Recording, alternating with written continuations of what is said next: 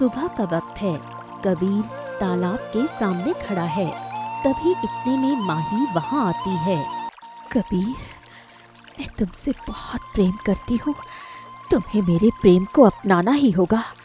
अरे मैं क्या कहूँ तुमसे माही, कितनी बार कह चुका हूँ, मैं तुमसे फिर से कह रहा हूँ, तुम कुछ भी कर लो माही, पर मैं ऐसा कभी नहीं कर सकता। मैं लायरा से बहुत प्रेम करता हूँ, मैं उसे कभी धोखा नहीं दे सकता। तुम समझती क्यों नहीं हो? मैंने तुम्हें एक मौका दिया था, लेकिन तुमने वो मौका भी गंवा दिया। अब देखो। इतना कहते ही माही अपने हाथ से एक जादुई जल निकालती है और कबीर के ऊपर फेंक देती है। तभी एक तेज रोशनी फैलती है और कबीर एक काली बकरी में बदल जाता है। ये क्या? नहीं नहीं नहीं नहीं नहीं नहीं, मैं एक बकरी में कैसे बदल गया? ये क्या हो गया?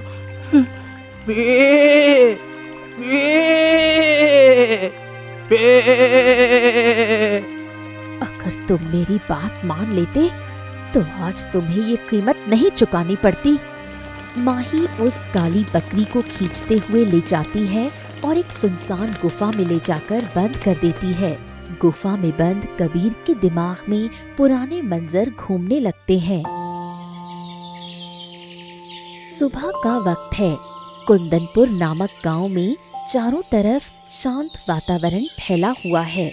वहीं एक पेड़ के नीचे बैठे लायरा और कबीर दोनों प्यार भरी बातें कर रहे होते हैं।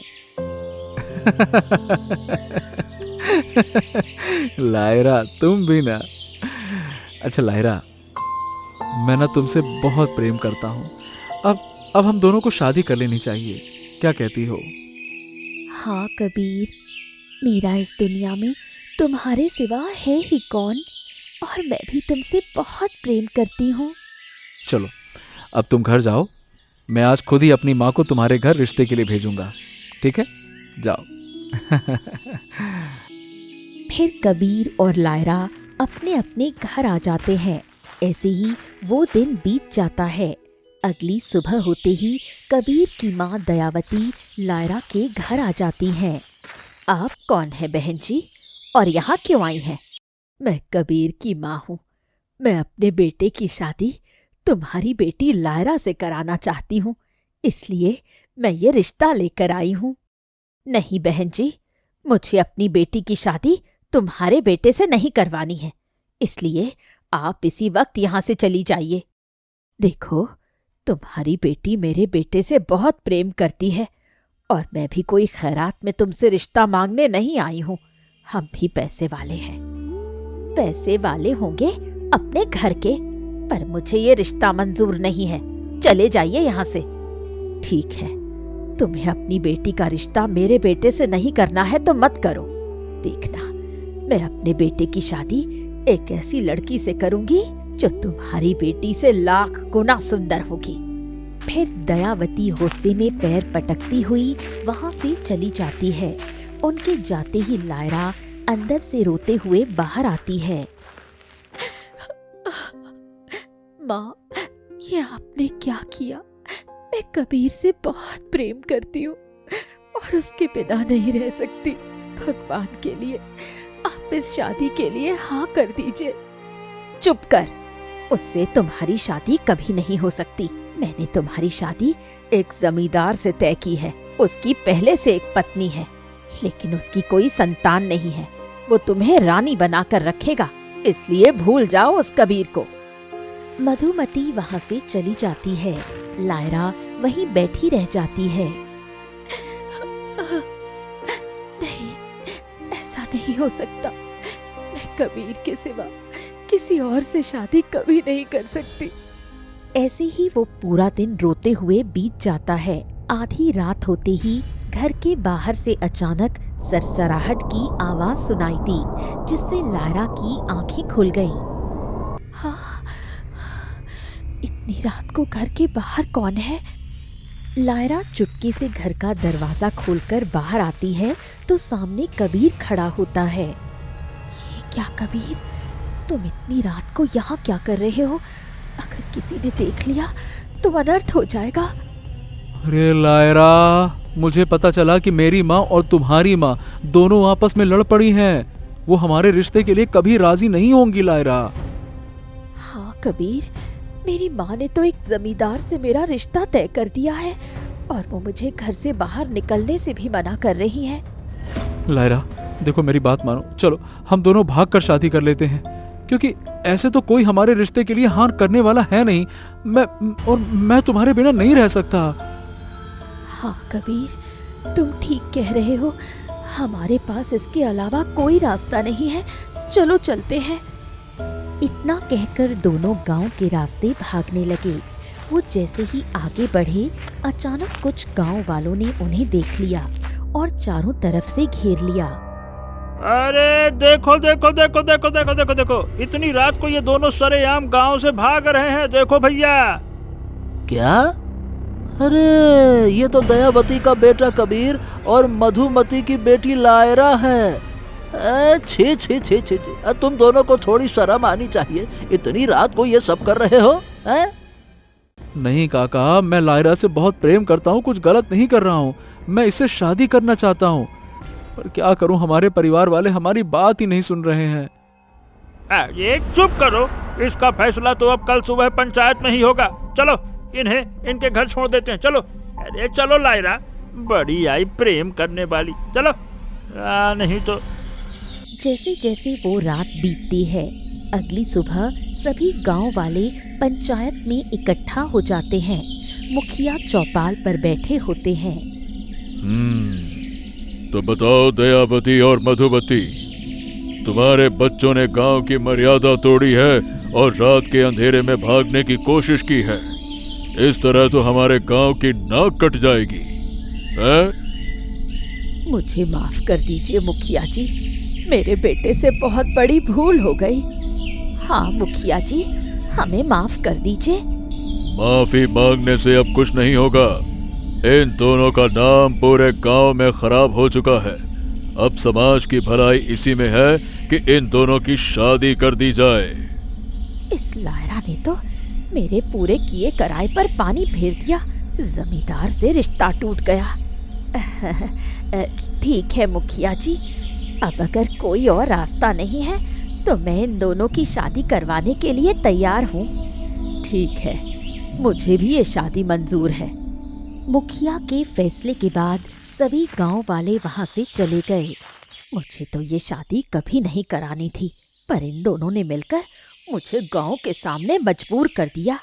मैं इसे कभी माफ नहीं करूंगी। मधुमती गुस्से में चली जाती है। कबीर और लायरा एक दूसरे को देखकर मुस्कुराते हैं। हाँ चलो, जो भी हुआ लायरा, पर अब हमारी शादी होने वाली है। मैं तो बहुत खुश हूँ।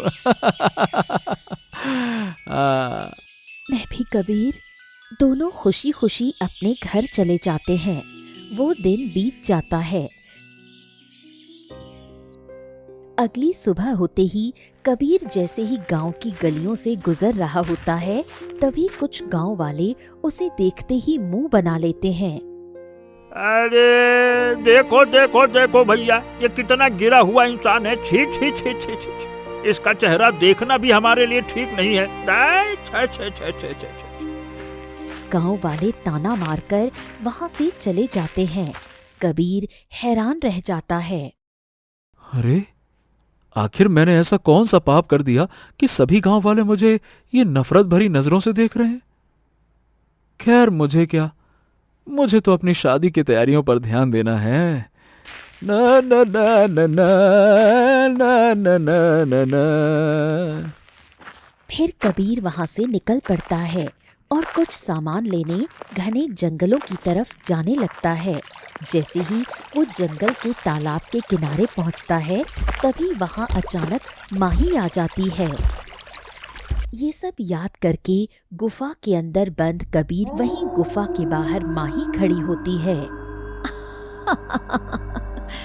अगर तुमने मेरी बात मान ली होती तो तुम्हें ये सब नहीं सहना पड़ता।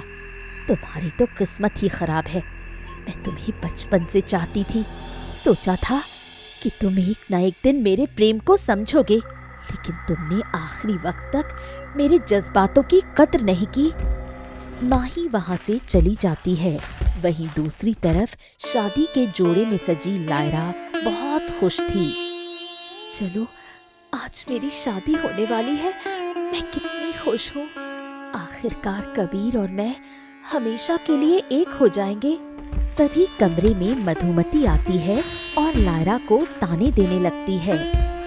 ये क्या, नीचे शादी की सारी तैयारियां हो गई हैं। पंडित जी कह रहे हैं कि शुभ मुहूर्त बीता जा रहा है, पर तुम्हारा वो कबीर अभी तक आया क्यों नहीं? माँ, वो आते ही होंगे। रास्ते में शायद कोई काम आ गया होगा। अरे तुम्हारी तो किस्मत ही खोटी है। देख लेना, मुझे नहीं लगता कि ये शादी होने वाली है। मधुमती की कड़वी बातें सुनकर लायरा उदास हो जाती है। थोड़ी देर में नीचे मंडप पर हंगामा होने लगा। आवाज सुनकर लायरा तेजी से नीचे आई, जहाँ कबीर की माँ दयावती गुस्से में खड़ी थी। जल्दी बता लायरा, मेरे बेटे को तुमने कहाँ छुपा कर रखा है? ये आप क्या कह रही हैं काकी? मुझे नहीं पता कि कबीर कहाँ है। वो तो खुद शादी के मंडप पर आने वाला था। अरे, तूने ही मेरे बेटे को गायब किया है। तू बहुत मनहूस है। तूने मेरे हंसते खेलते बेटे को मुझसे छीन लिया। मैं तो पहले ही कह रही थी। अरे, ये तो बचपन में अपने माँ और पिता को खा चुकी है, तो ये किसी के साथ भी कुछ भी बुरा कर सकती है। तुम इतनी बदनसीब कैसे हो सकती हो लायरा? लायरा फूट फूट कर रोने लगी। तभी वहाँ मायरा अंदर आ गई और रोने का नाटक करने लगी। लायरा, बहुत अनर्थ हो गया। कबीर धोखेबाज निकला। उसने तुम्हारा दिल तोड़ दिया। नहीं माही, ऐसा मत कहो। कबीर मुझसे बहुत प्रेम करते हैं। वो ऐसा नहीं कर सकते।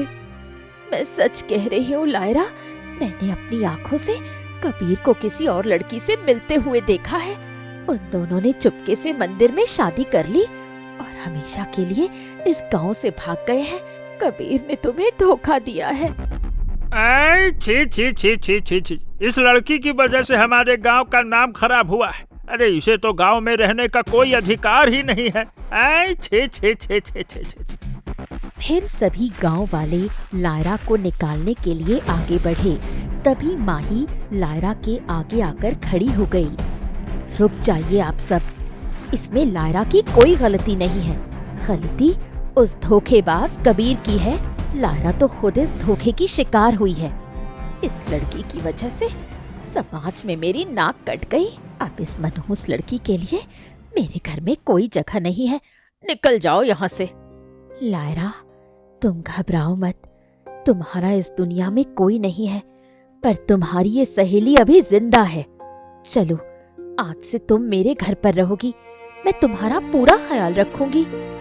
लायरा रोते हुए माही के गले लग जाती है और फिर वो माही के साथ उसके घर आ जाती है। माही, अगर आज तुम ना होती तो पता नहीं मेरा क्या होता। तुमने मुझे एक बहुत बड़े संकट से बचा लिया। अरे लायरा, तुम इतनी चिंता क्यों करती हो? हम बचपन से साथ रहे हैं। सुख दुख में एक दूसरे का हाथ थामते आए हैं। दोनों सहेलियां काफी देर तक बातें करती रहीं और अगली सुबह जैसे ही लायरा की आंखें खुलती हैं, वो देखती है कि वही काली बकरी उसके सामने खड़ी है। माही, ये काली बकरी यहाँ हमारे सामने कैसे? लायरा, ये बकरी मैंने कल शाम को ही खरीदी है। इसका मालिक इसे बहुत मार रहा था। मुझे इस पर तरस आ गया, इसलिए मैंने सोचा कि चलो इसे अपने घर ले आती हूँ और यहीं पाल लेती हूँ। तुम सच में बहुत अच्छे दिल की हो माही। मैं बहुत खुशकिस्मत हूँ जो मुझे तुम्हारे जैसी सहेली मिली। वहीं दूसरी तरफ बकरी के रूप में खड़ा कबीर मन ही मन तड़प उठता है। लायरा, लायरा, मुझे पहचानो लायरा।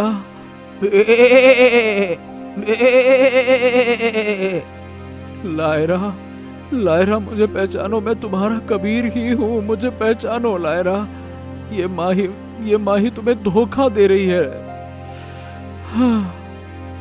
लेकिन लायरा समझ नहीं पाती और लायरा अनजाने में ही उस काली बकरी के करीब आने लगती है। एक दिन लायरा उस बकरी को अपनी गोद में लेकर सहला रही होती है। पता नहीं क्यों, पर तुम्हें देखकर मुझे ऐसा एहसास होता है जैसे हमारा कोई पुराना और गहरा रिश्ता हो, जबकि मैंने तुम्हें पहले कभी देखा भी नहीं। लायरा रोज उस बकरी के साथ वक्त बिताती है और अपने दिल की सारी बातें उससे कहती है। ये नजदीकी देखकर माही अंदर ही अंदर घबरा जाती है। अगर ये दोनों इसी तरह एक दूसरे के साथ वक्त बिताते रहे तो सच्चे प्रेम की ताकत से कहीं मेरा ये काला जादू टूट ना जाए। मेरा सारा सच सबके सामने आ जाएगा। मुझे किसी भी तरह इस लायरा को अब अपने घर से विदा करना होगा। फिर माही लायरा के पास आकर बैठ जाती है। क्या हुआ माही, तुम इतनी मायूस क्यों दिख रही हो? क्या बताऊं लायरा, तुम्हारी माँ मधुमती तुम्हें वापस बुला रही थी। उन्होंने मुझसे कहा कि अगर मैंने तुम्हें तुम्हारे घर नहीं भेजा तो वो पूरे गांव वालों को लेकर मेरे घर आ जाएंगी। नहीं माही, मैं नहीं चाहती कि मेरी वजह से तुम्हें कोई तकलीफ हो। मैं तुम्हारे घर में पहले ही बहुत दिन रह चुकी हूँ। मैं अब वापस अपने घर जाती हूँ। तुम अपना ध्यान रखना माही। फिर लायरा वहां से चली जाती है। बड़े आए थे मुझसे दूर भागकर उस लायरा से चिपकने वाले, अब तुम्हारा इस दुनिया में कुछ नहीं हो सकता। तुम अब जिंदगी भर कुछ नहीं कर पाओगे। निकलो मेरे घर से बाहर कबीर। माही कबीर को घर से बाहर निकाल देती है। वहीं दूसरी तरफ लायरा जैसे ही अपने घर पहुंचती है। आ गई तुम। अरे आखिर कितने दिनों तक कोई पराया तुम्हें अपने घर में मुफ्त का राशन खिलाएगा। देखो लायरा, तुम्हारी इस करतूत की वजह से अब गांव में मेरी कोई इज्जत नहीं बची है। कोई मुझसे सीधे मुंह बात तक नहीं करता। अब अगर तुम अपनी माँ को जिंदा देखना चाहती हो तो मेरी पसंद के लड़के से शादी कर लो। कम से कम मेरी बची खुची इज्जत तो बच जाएगी। नहीं माँ, मैं कबीर के अलावा किसी और की कभी नहीं हो सकती। मेरा कबीर से अटूट रिश्ता है। वो जरूर कोई ना कोई रास्ता निकाल कर वापस आएगा। देख लायरा, अगर तूने इस शादी के लिए हाँ नहीं की तो तू अच्छे से जानती है कि मैं क्या कर बैठूंगी। मधुमती लायरा को परेशान करती है। अपनी सौतेली माँ के इस भारी दबाव के आगे लायरा पूरी तरह टूट जाती है और रोते हुए शादी के लिए हाँ कर देती है। कुछ ही दिनों में गांव के अमीर जमींदार रघुनंदन से उसकी शादी हो जाती है और वो अपने नए ससुराल की हवेली पहुंचती है तो जमींदार की पहली पत्नी नित्या दरवाजे पर ही खड़ी मिलती है। चलो आखिरकार तुम्हारा भी स्वागत है इस हवेली में छोटी बहन। ए नित्या, इसे यहाँ से ले जाओ। मेरी नजरों के सामने से इसे ले जाओ। इसे दोबारा मत लाना मेरे सामने। ले जाओ इसे। फिर रघुनंदन गुस्से में वहां से चला जाता है। जब ये मुझे देखना ही नहीं चाहते तो इन्होंने मुझसे शादी क्यों की?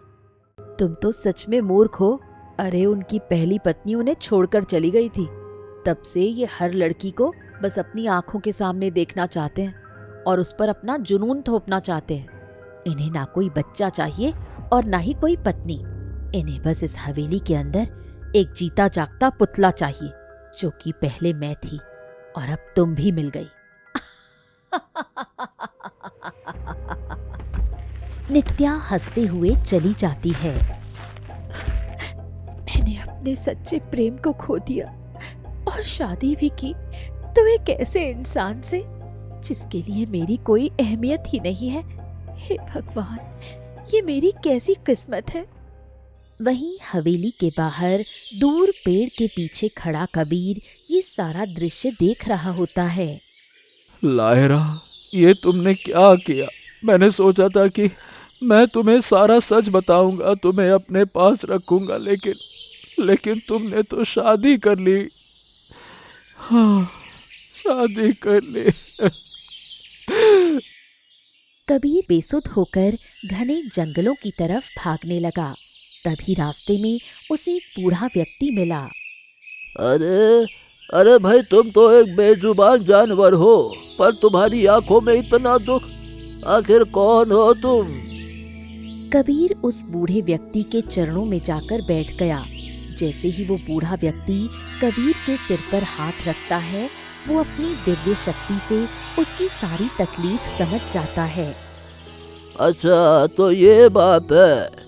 तुम्हारे वापस इंसान बनने में थोड़ा समय है, पर उसके लिए तुम्हें कुछ करना होगा।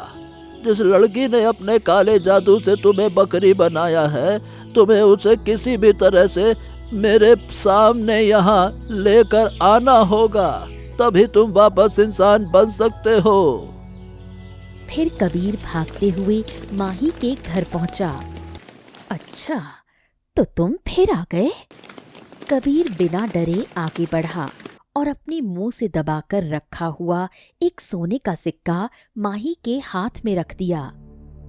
अरे, ये तो सोने का सिक्का है। तुम ये सोने का सिक्का कहाँ से लाए? कबीर जंगल के रास्ते की तरफ इशारा करता है। अच्छा, तो तुम्हें जंगल में सोने के सिक्के मिले हैं? कहीं तुमने खजाने का कोई भंडार तो नहीं ढूंढ लिया? चलो चलो, मुझे और सिक्के चाहिए। लालच में आकर माही तुरंत कबीर के साथ जंगल की तरफ निकल पड़ी। कबीर उसे सीधे उसी पेड़ के पास ले आया जहां वो बूढ़ा व्यक्ति बैठा हुआ था। ये क्या? तुम मुझे इस बूढ़े के पास क्यों लेकर आए हो? अच्छा, तो इसी दुष्ट लड़की ने तुम्हें ये सजा दी थी। अब देखो इसका अंजाम। रुक जाओ। बूढ़ा व्यक्ति हाथ में पानी लेकर एक मंत्र पढ़ता है और माही के ऊपर छिड़क देता है। देखते ही देखते एक तेज रोशनी फैली और माही एक रंग बिरंगे फूल में बदल गई। उसी पल कबीर का जादुई बंधन टूट गया और वो वापस अपने असली इंसान के रूप में आ गया।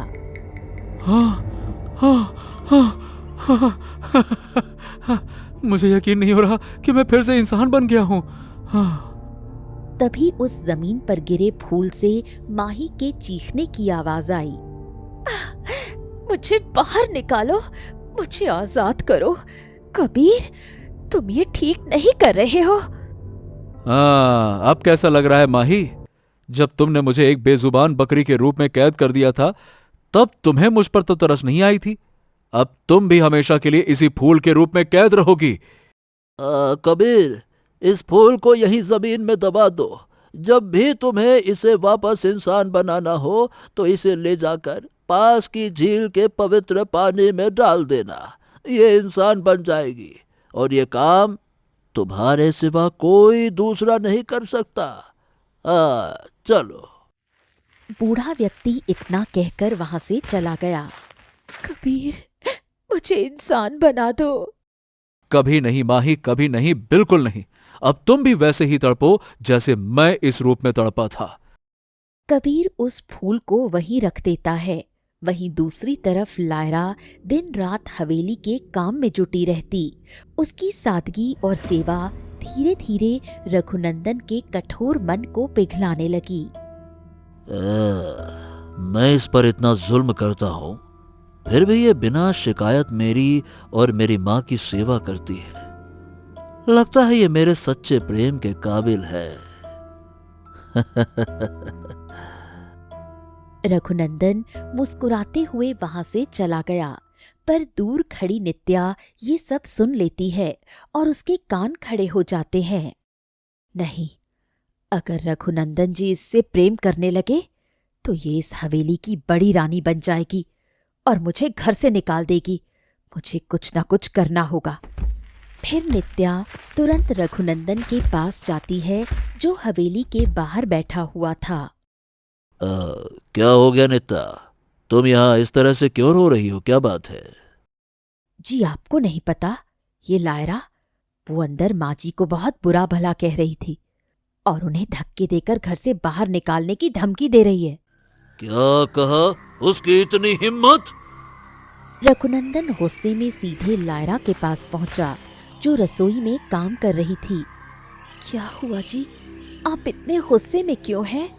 तुम्हारी हिम्मत कैसे हुई मेरी माँ को घर से निकालने की बात करने की? हैं? नहीं जी, ये सब झूठ है। मैंने ऐसा कुछ नहीं कहा। अरे चुप रहो, मैंने तुम्हें यहाँ अपनी और अपनी माँ की सेवा करने के लिए रखा था, बदतमीजी करने के लिए नहीं। निकलो यहाँ से, इस हवेली में तुम्हारे लिए कोई जगह नहीं है।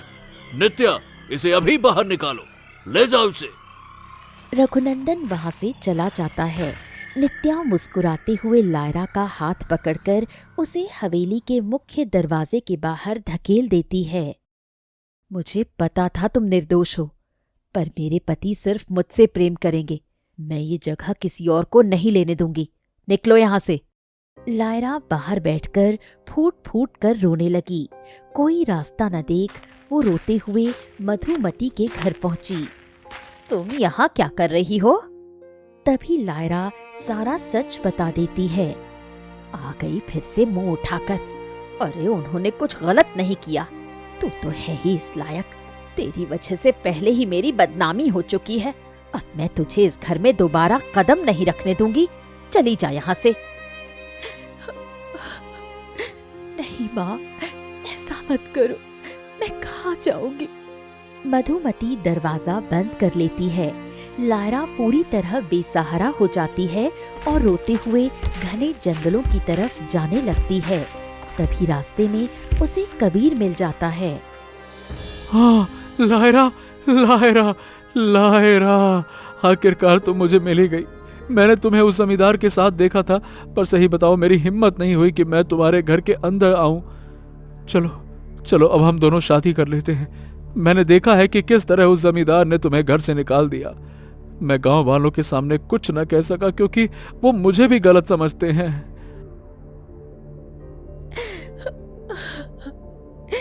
कबीर, तुम मुझे किस मुंह से शादी के लिए कह रहे हो? तुमने मुझे धोखा क्यों दिया? तुमने मुझे मंडप में अकेला क्यों छोड़ा? मैं तुम्हारा इंतजार करती रही और तुम्हारी वजह से मुझे उस जमींदार से शादी करने पर मजबूर होना पड़ा। तभी कबीर सारा सच बताता है। ये क्या? मैंने कभी सपने में भी नहीं सोचा था कि मेरी अपनी सहेली माही मेरे साथ विश्वासघात करेगी।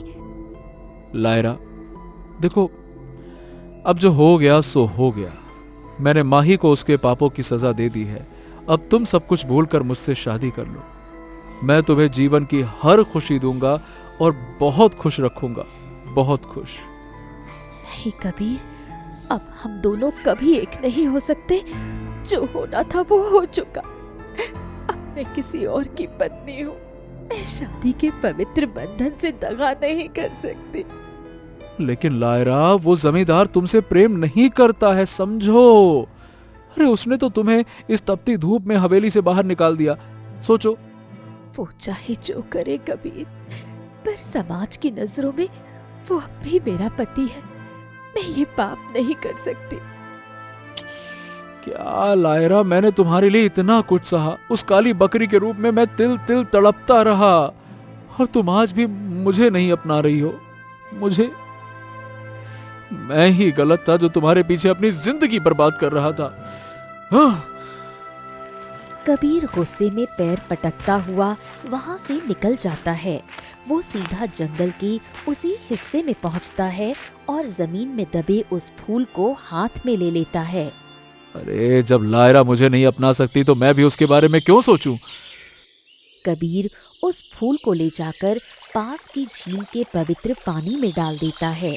अचानक एक तेज सुनहरी रोशनी फैली और माही वापस अपने असली इंसानी रूप में आ गई। कबीर, तुमने मुझे माफ कर दिया?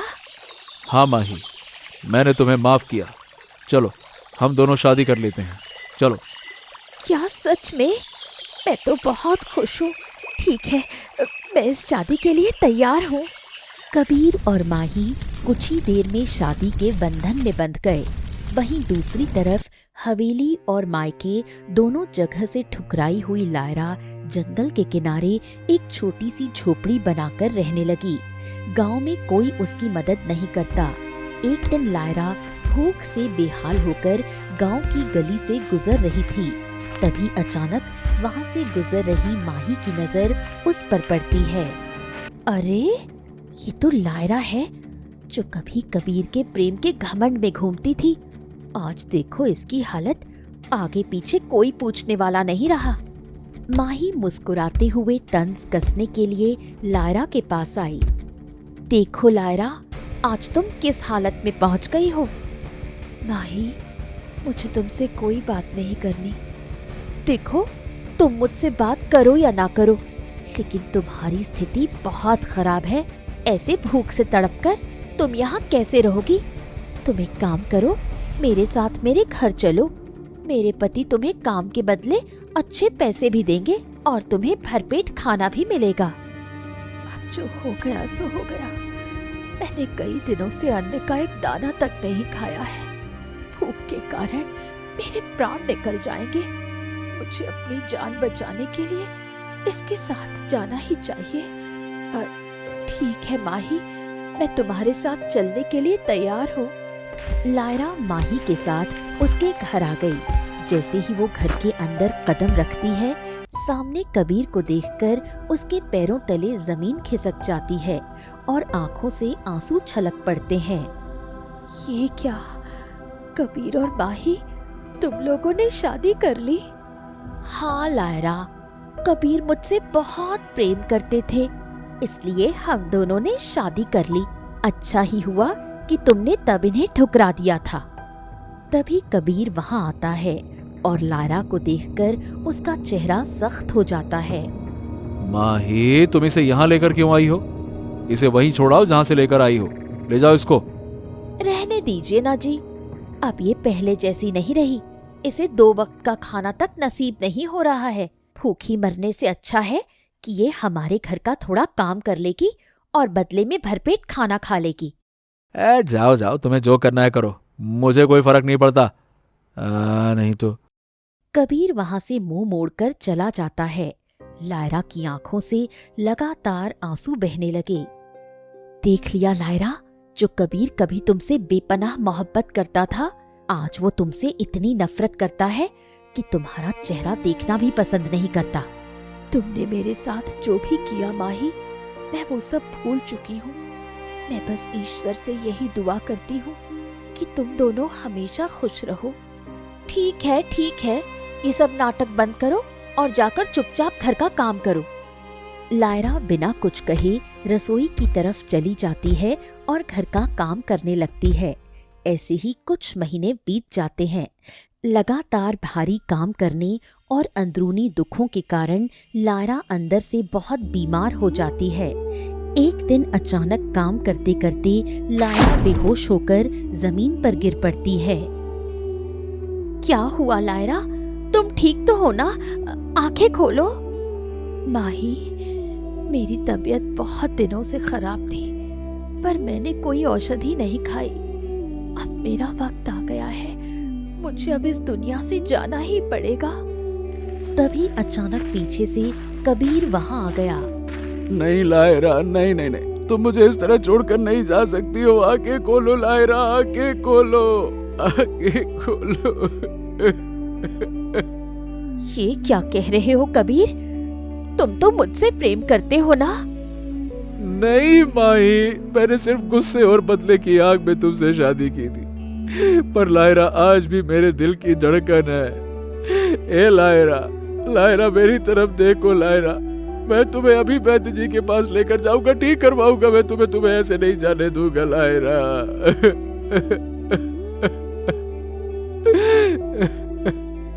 नहीं कबीर, मैं इस जन्म में तुम्हारी न हो सकी। हमारा प्रेम अधूरा रह गया, पर ईश्वर ने चाहा तो अगले जन्म में मैं तुम्हारे पास जरूर आऊंगी। इतना कहते ही लायरा कबीर की बाहों में अपनी आखिरी सांस लेती है। कबीर पागलों की तरह चीख पड़ता है। नहीं लायरा। आगे खोलो। मैं तो तुमसे सिर्फ बदला लेने का नाटक कर रहा था, पर मैं खुद ही अंदर तड़प रहा था लायरा। मुझे छोड़कर मत जाओ लायरा। चली जाओ यहाँ से माही, चली जाओ तुम। मुझे अब किसी से कोई बात नहीं करनी, दूर हो जाओ मेरी नजरों के सामने से। मैं अपना बाकी का पूरा जीवन अब अकेले ही बिताऊंगा, नहीं रहना तुम्हारे साथ, जाओ यहाँ से। अब मैं वहां समय बिताऊंगा अकेले, जहां सिर्फ मैं और मेरी लायरा की यादें होगी। मैं और मेरी लायरा, मैं और मेरी लायरा। माही अपनी आंखों में आंसू लिए चुपचाप हमेशा के लिए हवेली छोड़कर चली जाती है। कबीर रोते हुए लायरा का अंतिम संस्कार करता है और उसकी यादों के साथ जीवन जीने लगता है। प्रिय दर्शकों, अगर आपको ये कहानी अच्छी लगी हो तो वीडियो को लाइक करके कमेंट में हमें ज़रूर बताइए कि कहानी कैसी लगी। और ऐसे ही मनोरंजक कहानियों का आनंद लेने के लिए हमारे चैनल को सब्सक्राइब करें।